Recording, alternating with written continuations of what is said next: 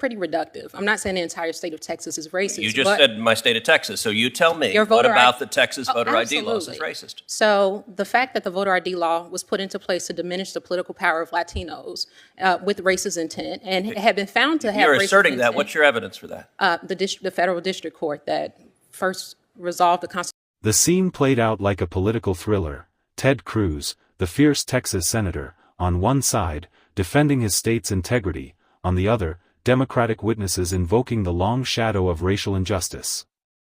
Cruz's voice cut like a gavel. Is Texas racist, yes or no?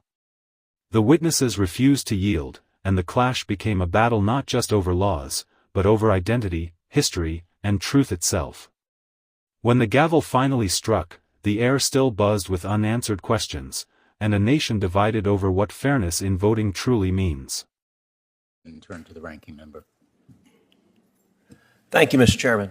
I want to start with a question for each of the 5 witnesses.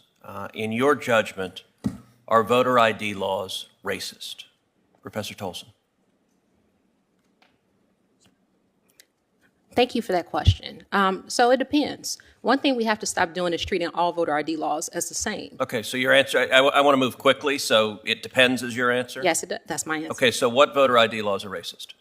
Apologies, Mr. Cruz, your state of Texas, perhaps? Okay, so you think the entire state of Texas is racist. What about requiring an ID to vote is racist? So I think, sir, that's pretty reductive. I'm not saying the entire state of Texas is racist. You just said my state of Texas, so you tell me, what about the Texas voter ID laws is racist? So the fact that the voter ID law was put into place to diminish the political power of Latinos with racist intent and had been found to have racist intent. You're asserting that. What's your evidence for that? The federal district court that first resolved the constitutionality of Texas's voter ID law. Okay, so your view is voter ID laws are racist. How about you, Mr. Yang? I agree with Professor Tolson. Voter ID laws can be racist. Okay, that's 2. Context. Mr. Science? There are some voter ID laws that are racially discriminatory in intent. How about in practice? In intent, fine, you say there's some racist with a malevolent intent lurking in the back of their mind. But let's just talk about it as a practical matter. When I go to vote, they ask me for my ID. I pull out my ID, I show it to them, I vote. Is that racist? If the law that requires you to do that was motivated by racially discriminatory intent what about the under effect? our Set Constitution. aside intent. Set aside intent. I'm asking about the effect. Yes, in effect, I think that there are discriminatory effects from a number of voter ID laws. Okay, thank you, Ms. Reardon. I'm going to give the witness a chance to answer the question. Go ahead, Mr. Sine. Yes, in effects, I think many voter ID laws are discriminatory. And in design, they are designed to have that effect. Okay, Ms. Reardon. No, sir. Mr. Van Spakovsky. No, particularly because every single state that has passed an ID law has put in a provision to provide a free ID to anyone who doesn't have one. The turnout numbers show it has no effect, and I would remind everyone that the current version of the Texas voter ID law for in-person voting, the Obama administration agreed in court, in a court filing, that they were satisfied with it and that it was not discriminatory. You know, I have to say this range of question actually shows the wildly partisan nature of the Democrats' proposal. The record should reflect all 3 of the Democratic witnesses invited by the chairman maintained to this committee that voter ID laws can be, in many instances, in most instances, I think of the various ways they formulated, are racist. So let me tell you who disagrees with that. 35 states across the country disagree with that because 35 states have voter ID laws in effect. But not just 35 states. 81% of voters in America disagree with the radical views proposed by the Democrats and the Democratic witnesses. Not just 81% of Americans.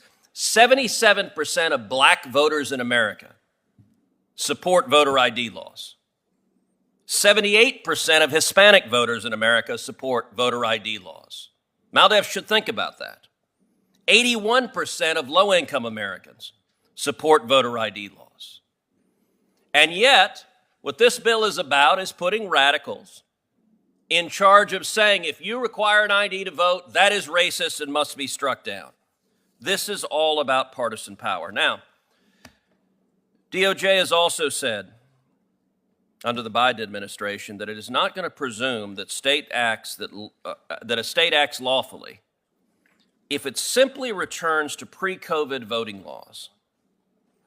Ms. Reardon, Mr. Van Spakovsky, what does that tell you if they say after a pandemic, if you go back to the laws that existed before, DOJ is not going to assume that that's okay? What does that tell you about the partisan nature of DOJ? By issuing the guidance that they did, it says to me that what they would like to do is make permanent the emergency procedures that were instituted by many states through litigation by the DNC throughout the country prior to the 2020 election. And they would like those to be permanent. And so rather than understand that they are temporary, they are going to go after states that design to go back to their original election procedures. Well, and I think they also think Democrats did well under those emergency procedures, and so keeping those emergency procedures in place will predictably benefit Democrats. You know, I would note, in addition to disagreeing with the vast majority of the American people, the Democratic witnesses and the Democrats here also disagree with the United States Supreme Court. When I was the Solicitor General of Texas, I represented a coalition of states defending Indiana's voter ID law. Before the U.S. Supreme Court, a group of plaintiffs challenged that. It went to the Supreme Court, and the Supreme Court, by a vote of 6-3, upheld Indiana's voter ID law. Not only did they do so, Justice John Paul Stevens, one of the lions of the left, wrote the majority opinion where he said voter ID laws protect the integrity of elections. And yet, sadly, too many Democrats today don't want to protect the integrity of elections. And I've got to say there is a view, particularly from Northeastern Democrats, that they look down on the rest of the country as a bunch of bigots and overalls, their Southern cousins who are too oafish to be as enlightened as they are. And I have to say there's an incredible hypocrisy in that states like Georgia and Mississippi have a higher black voter registration rate than states like Connecticut, the chairman's home state. They have higher black voter turnout rates than states like Connecticut. They have a lower gap between black and white turnout than in states like Senator Blumenthal's Connecticut. And in fact, states like Georgia and Mississippi, African Americans vote at a higher rate than white voters, and in Texas, they're basically equal. One of the sad realities of today's Democratic Party is they define race as follows. If you're a Democrat, you qualify. So under the Democratic view, I'm not Hispanic. Senator Padilla is. If you're a Democrat, you're an Hispanic. My abuelo and abuela would be very surprised to discover I wasn't Hispanic. But that's how Democrat views it. That's how the radicals in the civil rights division view it. And I will point out as an example, this committee, one federal district judge in the state of Texas, Jason Pulliam, is an African-American judge nominated by President Trump, sat at this table, presented superbly. The Democrats had no criticism, and every single Democrat on this committee voted against him. Why?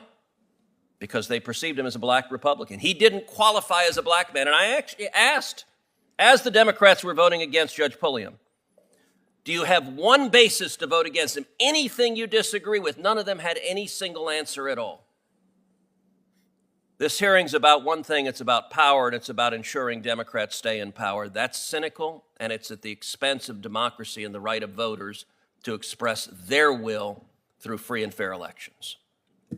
I'm going to ask my questions now and just begin by saying this hearing has nothing to do with any geographic discrimination, any idea that one state or another is oafish.